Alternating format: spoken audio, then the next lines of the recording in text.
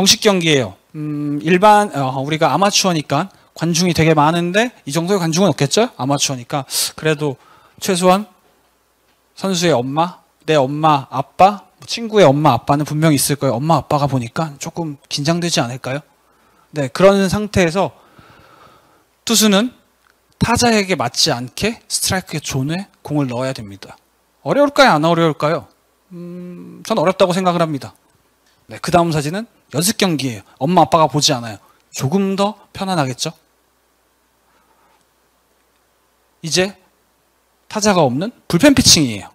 이제 타자한테 맞을 걱정은 하지 않아도 돼요. 그냥 저기 보이는 존 안에만 집어넣으면 됩니다. 아까 보다 쉬울까요? 어려울까요? 당연히 쉬워지겠죠? 자, 그 다음에 이제 섀도우 피칭입니다. 섀도우 피칭이 이제 존도 없어요. 내 동작만 생각하면 됩니다. 자, 그 다음은 피칭을 쪼개놓은 하체 운동만 집어넣은 피칭과 비슷한 하체 운동만 생각하는 겁니다. 상체를 생각하지 않아도 돼요. 어떤 게 더 쉬울까요? 이게 더 쉽겠죠. 근데 만약에 이 동작이 나오지 않았어요. 근데 사람이 많은 엄마 아빠가 보는 앞에서, 감독 코치님이 보는 앞에서 공을 타자에 맞지 않게 던지기는 쉬울까요? 전 어렵다고 생각하거든요. 네. 우리가 그 복잡기에서 말하는 환경, environment, person, 뭐 task, 뭐 이런 되게 중에서 task, 과제가 너무 과도하다고 생각을 하거든요. 난 되지 않는데 낮은 단계의 과제를 수행하지 못하는데 높은 단계의 과제를 어떻게 수행하겠어요? 그러면 요행만 바라게 되고 편법만 바라게 될 수밖에 없다고 생각을 하거든요. 그래서 저는 움직임이 더 중요하다고 생각을 합니다. 또 저만 그렇게 생각하는 건 아니었더라고요. 이 자료를 만들면서 누가 이런 또 얘기를 했을까라고 또 찾아봤는데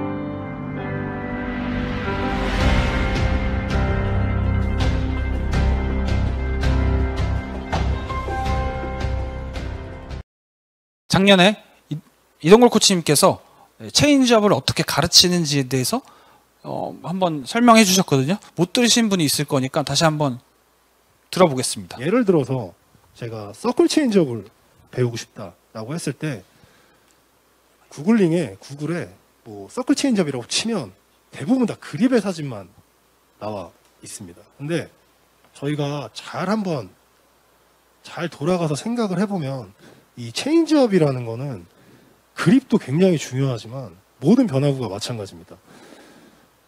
우리가 그립을 잡기 전에 투구를 하는 이 메카닉의 폼을 보면 결국은 손목을 틀어줘야 하고 이 손목을 틀기 위해선 이 근육의 전완근의 움직임과 유연성이 필요하다는 거죠. 근데 사실은 체인지업이 배우고 싶다라는 선수가 있을 때 저희는 대부분 그립만 가르쳐주는 경우가 대부분입니다. 야, 이렇게 잡아봐, 이렇게 잡아봐, 이렇게 잡아봐. 하지만 실제로 투구가 이루어지는 행위는 그립은 손끝에서 빠지는 게 중요하지만 저희는 이 전에 동작들은 대부분 무시하는 경우가 굉장히 많죠.